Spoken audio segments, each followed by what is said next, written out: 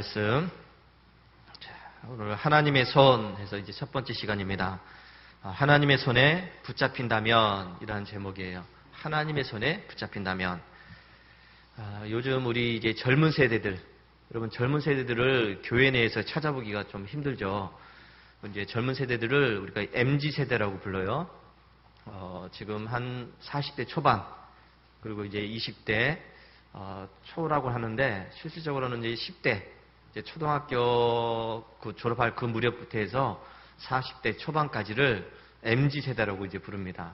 이제 MZ 세대가 폭이 너무 이제 크니까 그걸 또 이제 잘라서 96년생까지 81년부터 96년생까지는 우리가 밀레니얼 세대라고 그럽니다. 그리고 그 이후의 세대 97년부터 2012년은 Z세대 이렇게 이제 불러요. 그래서 이걸 합쳐서 MZ세대라고 이제 부르는데 여러분 이 MZ세대들이 어떤 특성이 있냐면 어렸을 때부터 컴퓨터가 이제 보급화되었고 인터넷이 이제 발달되었고 핸드폰이 있다 보니까 어렸을 때부터 이제 핸드폰 들고 자란 아이들이에요. 집에서 인터넷 있으니까 게임하고 뭐 이렇게 이제 자란 세대입니다. 그러다 보니까 이 세대들이 컴퓨터를 익숙하죠. 그리고 핸드폰도 익숙하고 요즘 얘기하는 아이들 갖고 다니는 태블릿 PC 이런 거에 이제 익숙하고 자 그래서 이 아이들이 이 세대들이 여러분 이제 핸드폰 보면 SNS라고 있는데 거기에다가 자기 의견을 이제 표출합니다. 사진도 찍어서 올리고 자기 생각도 적고 뭐 이렇게 좋은데 구경 가면 그 풍경 찍고 누구랑 맛있는 거 먹으면 음식 사진 찍어서 올리고 이런 걸 이제 익숙합니다. 그리고 트렌드에 민감해서 유행하는 거는 다 따라해야 돼요. 이거 하지 않으면 또 이제 왕따가 되는 거죠. 그러니까 아이들이 누가 하는 거 있으면은 좋은 거 있으면 자기도 거기에 빠지게 되고 싫으면은 완전히 돌아서고 이게 이제 이 세대의 이제 특징이라고 할 수가 있습니다. 자, 그런데 여러분 이 MZ 세대들 요즘 이 젊은 세대들이 기독교를 바라보는 시선은 좋지가 않습니다. 이제 40대 초반 정도 이제 되는데 작년에 8월 달에 대학생들을 대상으로 해서 설문조사를 한 것이 있는데 현재 어떤 종교를 갖고 있습니까? 라고 물었습니다. 그랬더니 대학생들이 나는 기독교, 예수님 믿습니다. 이제 14.5%예요. 100명 중에서 한 14명 정도가 예수님을 믿는다. 이렇게 대답했고 천주교는 4.9%, 한 5명 정도가 천주교, 불교는 6.6%, 6명, 7명이 나는 불교인입니다. 이렇게 대답했죠. 무종교는 73.7%입니다. 그러니까 74명. 이 정도가 나는 종교가 없다는 거죠. 야, 여러분 이 통계를 봤더니 10년 전에 똑같은 통계를 조사를 했는데 그때는 기독교가 그래도 조금 더 많았어요. 3%가 더 많았습니다. 그래서 한 17명, 18명이 기독교라고 했는데 지금은 14명, 15명이 기독교라고 그러고 무종교가 그 당시에는 이제 66% 정도 6명, 7명이 나는 무종교라고 했는데 지금은 7명, 8명이 무종교라고 이제 대답을 합니다. 10년 사이에 이렇게 변했다는 것이죠. 그러면 앞으로 종교를 갖는다면 어떤 종교를 갖고 싶습니까? 물었습니다. 이거는 현재 종교에서 다른 종교로 갈 가능성도 있고 믿지 않는 사람들이 만약에 종교를 선택한다면 나는 어떤 종교를 선택하겠다 대답을 했는데 보니까 이제 기독교가 21%입니다. 그래도 21%를 내가 기독교를 믿겠다. 근데 놀라운 것은 나는 불교를 믿겠다가 46%입니다. 대학생들이 앞으로 나는 종교 선택하면 불교를 더 믿겠다는 사람들이 많았다는 것이죠. 그러면 무종교인 중에서 과거에 그럼 교회를 다닌 적이 있느냐 물었습니다. 그랬더니 27%. 3명 정도가 나는 옛날에 교회 다녔는데 지금은 안 다닌다는 것이죠. 그럼 언제 교회를 안 다니기 시작했느냐 물었더니 초등학교 때, 중학교 때 73%가 나는 그때부터 교회를 안 다니기 시작했다. 이렇게 대답을 했습니다. 그러니까 이 초등학교 졸업할 때쯤 중학교에 들어가면서부터 교회를 안 다닌다는 겁니다. 그리고 지금까지 신앙이 이어지는 것이죠. 현재 기독교 대학생 중에서 교회를 다니는 친구들 그럼 나는 기독교인이라고 대답을 했으니까 기독교인 중에서 교회를 그러면 매주 가느냐 물었습니다.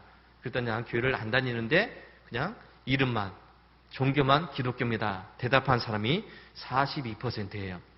현재 교회를 안 다니는 대학생들. 크리스찬이라고는 대답을 하는데 그러니까 10명 중에서 4명은 나는 교회를 안 다닌다는 것이죠. 근데 물어보면 종교는 기독교인이라고 이야기해요. 이 가난한 성도입니다. 그러니까 이런 통계를 보면 볼수록 젊은 세대로 갈수록 기독교에 심각한 위기가 있다는 것을 알 수가 있죠. 젊은 세대로 갈수록 예수 믿는 사람들이 없다는 겁니다. 실제로 요즘 교회들마다 젊은 세대들을 찾아보기는 어렵죠. 우리 교회도 뭐 마찬가지죠. 지금 초등학생들은 아예 없잖아요. 시골마다 초등학생들은 이미 없어졌습니다. 옆에 있는 우리 읍내에 있는 큰 교회들도 초등학생들 찾아보기 어렵고요. 중학생, 고등학생들 찾아보기도 어려워요. 몇 명 다니냐 물어봤더니 한 15명, 20명 된다고 그래요. 큰 교회에서. 중학생, 고등학생들이. 그러니까 청년들은 더 없겠죠. 그러니까 이 교회가 심각한 위기라고 할 수가 있습니다. 이게 지금 현재 한국 교회의 이제 현실이에요. 시골은 우리 교회는 그래도 이제 청년들이 있잖아요. 청년들, 중고생도 있고. 그런데 다 나가 있잖아요. 그죠? 이게 봤더니 중고생들, 청년들도 보니까 한두 명 있는데 보니까 목사님들 자녀고 장로님들 자녀예요. 대부분 그렇습니다. 그러니까 이게 현재 우리 한국교회의 현실입니다. 앞으로 10년 지나면 또 심각한 위기가 오죠. 우리 어르신들, 노인 세대들이 이제 하늘나라 가시고 이러면 젊은 세대들은 이제 없는 거죠. 여러분, 이 젊은 세대들의 믿음이 왜 이렇게 되었을까? 그럼 왜 이렇게 되었을까요? 물론 신앙적인 교육 자체가 안 되어 있으니까 이제 그러겠죠.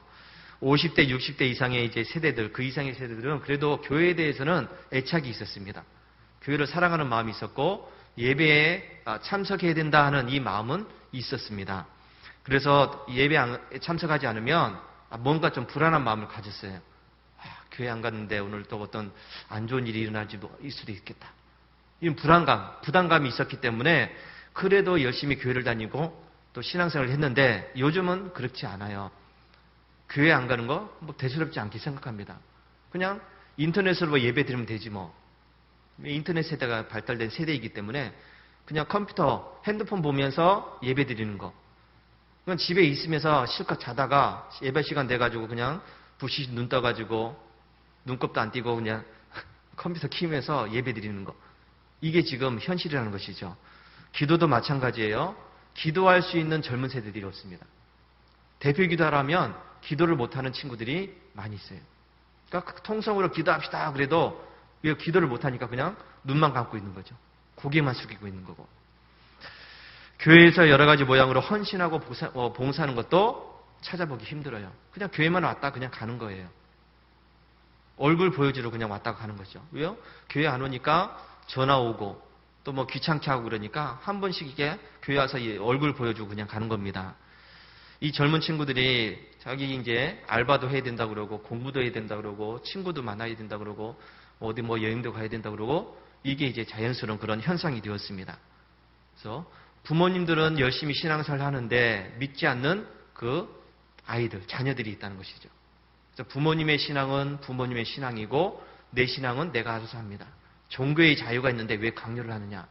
이게 젊은 세대들의 모습이에요.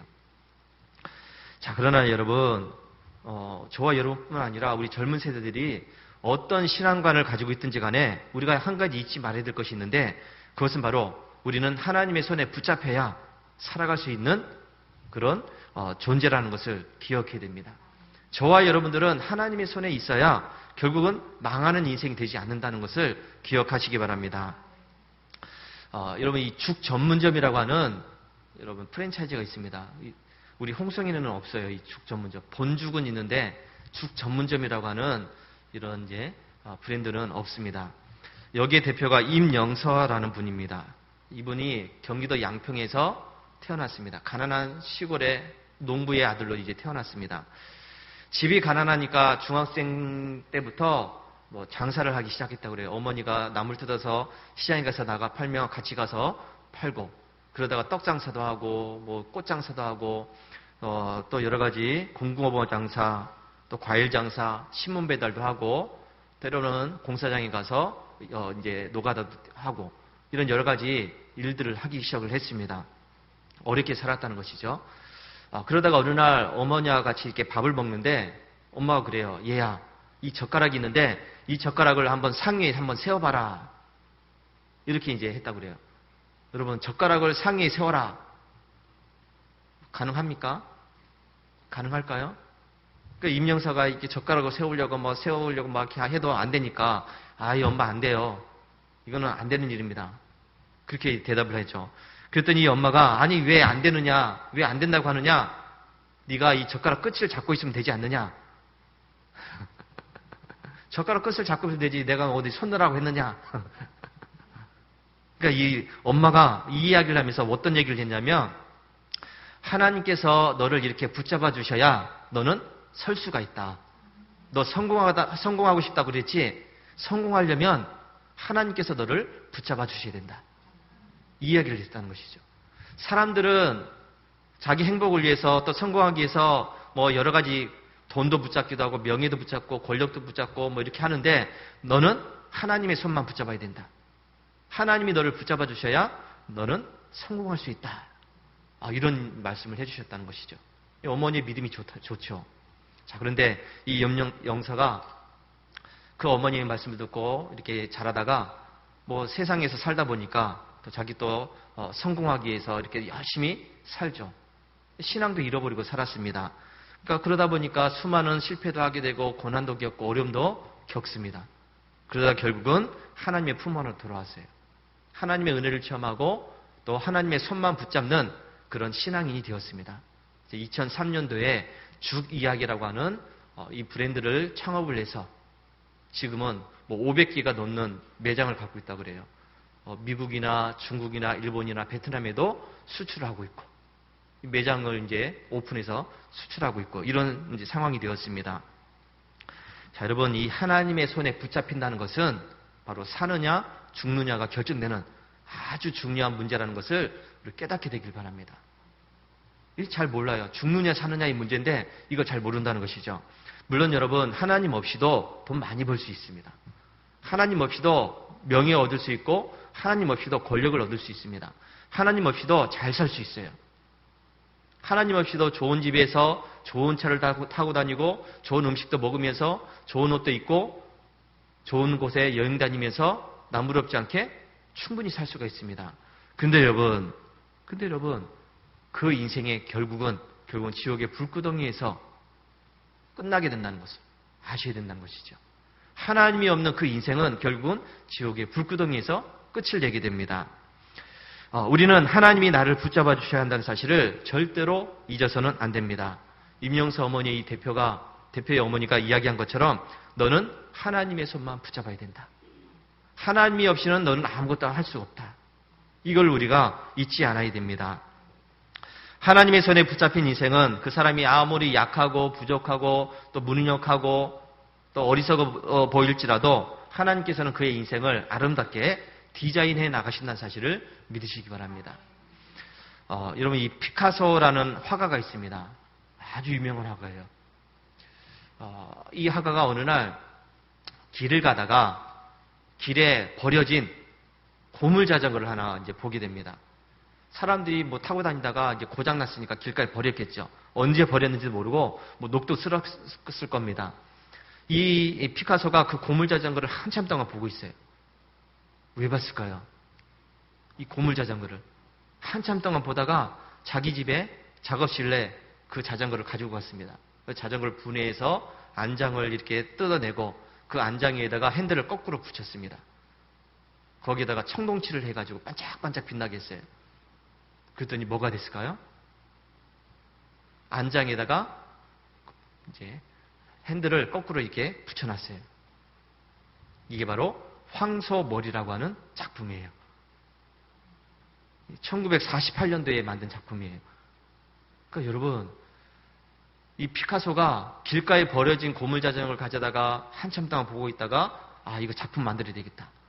그 가져다가 안장을 뜯어내고 핸들을 뜯어내서 이제 붙여놨더니 그게 황소머리가 되었습니다. 이 작품이 얼마나 비싸게 팔렸는가 하면 여러분 293억이라고 하는 그 돈에 팔려나갔어요. 놀라지도 않죠. 293억. 굉장하지 않습니까? 그 고물자전거를 그냥 갖다가 붙여가지고 청동칠만 반짝반짝 빛나게 했는데 293억이에요. 피카소의 손에 들려지기 전에는 그냥 고물 자전거, 버려진 자전거, 아무도 거들떠보지 않습니다. 그런데 이 피카소가 거기다가 이렇게 붙이고 저렇게 붙였더니 작품이 됐다는 것이죠. 최고의 작품이 되었습니다. 누구의 손에 있느냐에 따라서 고물이 되기도 하고 작품이 되기도 한다는 것입니다. 여러분, 사람도 마찬가지예요. 비록 사람들이 보기에는 참 보잘것없는 사람, 아무것도 아닌 사람처럼 보일지라도 그러나 하나님의 손에 붙잡힌다면 그 사람이 하나님에 의해서 새롭게 변화된다는 것을 믿으시기 바랍니다. 가장 가치 있는 존재로 새로운 사람으로 바뀐다는 것도 기억하시기 바랍니다. 요셉을 한번 볼게요. 요셉은 어렸을 때 그 아버지 밑에서 부유하게 자랐습니다.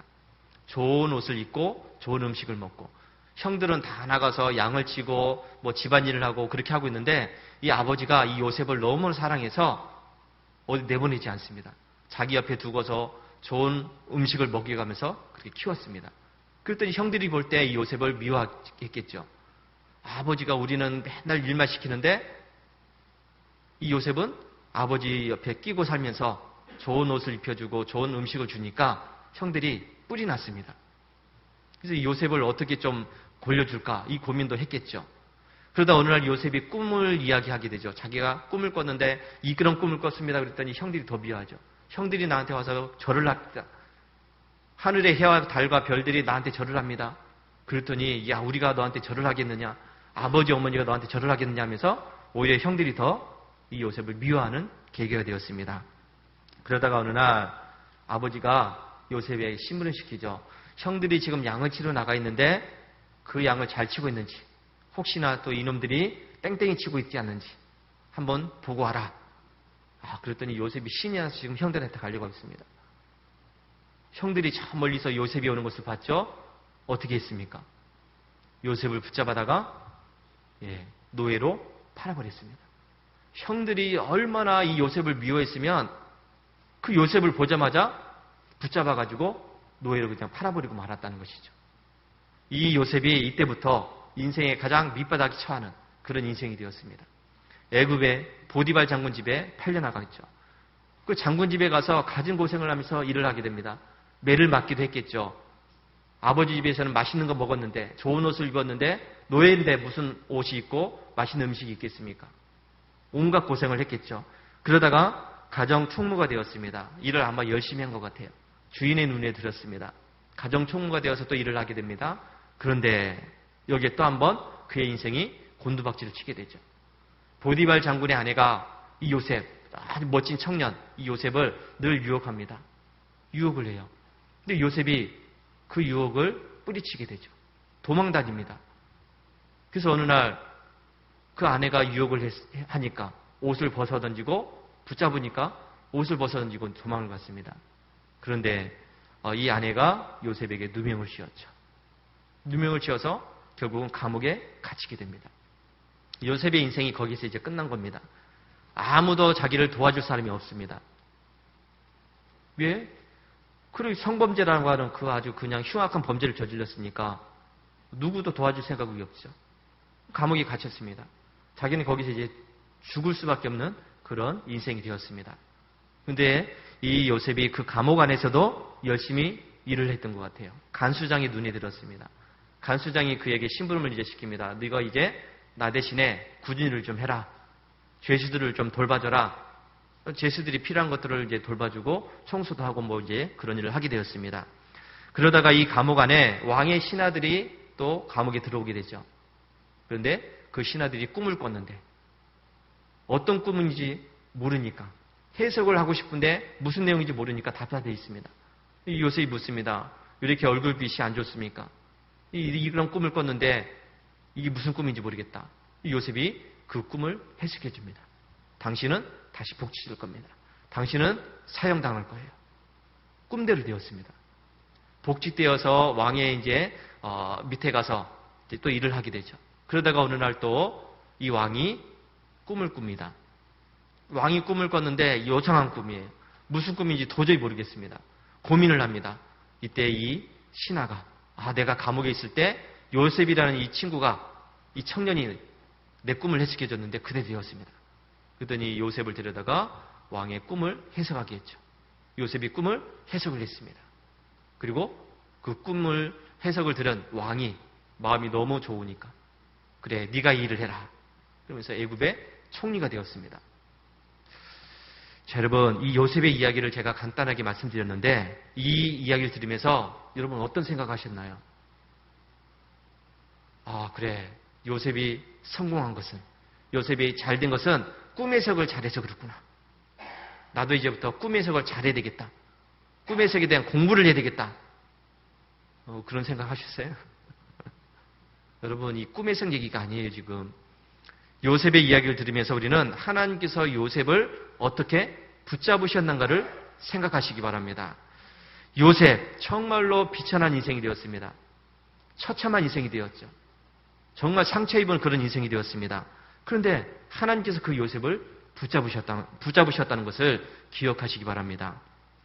요셉이 형들의 미움을 받아서 노예로 팔려갔을 때 이렇게 이야기합니다. 여호와께서 요셉과 함께 하심으로 요셉이 그의 주인에게 은혜를 입어서 보디발 장군의 아내가 요셉을 유혹할 때 요셉이 이렇게 이야기하죠. 내가 어찌 이 큰 죄악을 행할 수 있습니까? 내가 어찌 이 큰 악을 행할 수 있습니까? 하나님께 죄를 지을 수 없습니다. 이렇게 대답을 합니다. 요셉이 억울하게 누명을 쓰고 감옥에 갇힙니다. 그런데 이때도 여호와께서 요셉과 함께 하심으로 요셉이 하나님께 형통한 자가 되었다. 은혜를 입게 되었다.